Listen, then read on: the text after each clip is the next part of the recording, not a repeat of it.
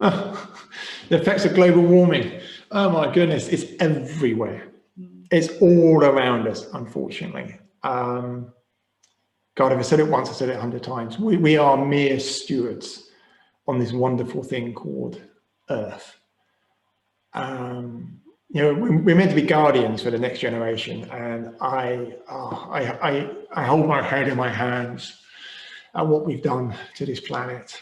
And the effects of global warming are all around us. They truly are. And I think the easiest way to describe it in Chamonix in France, where I used to live. There's a train. A train was built in the 1800s that goes up to a hotel on the Mer de Glace, one of the biggest glaciers in Europe. And when it was first built in, I forget exactly when, 1850-ish, the train used to go up to a hotel that was built up there, and you used to be able to get out the train and pretty much go straight onto the glacier. The glacier was right next to the hotel. Fast forward, what, 150 years, 170 years. And now the train takes you up like it always used to. The hotel is still there. But the glacier is way down there somewhere. The glacier is 200 meters lower down, possibly more. So what they've had to do, they've had to build a cable car to take you from the train down to where the glacier was. And they built this cable car, I think, in the 80s. Since the cable car was built in the 80s, they've had to put about 100 meters worth of stairs, metal stairs in place to help you get down. And every 10 years or so, they have to put more and more sections of stairs in to get down to the glacier. And what they've done to really hammer it home, there's plaques on the side as you come down the steps. The glacier was here in 1950. The glacier was here in 1960 or whenever it was. And you stand at these spots, which are, say, 20 years old. You know, the glacier was here in 1990.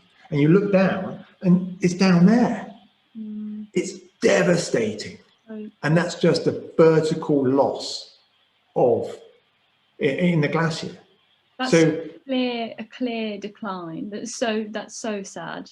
It's unbelievable, Sophie. And but the total area of glacial loss is, you can't compute it with your mind. It's colossal.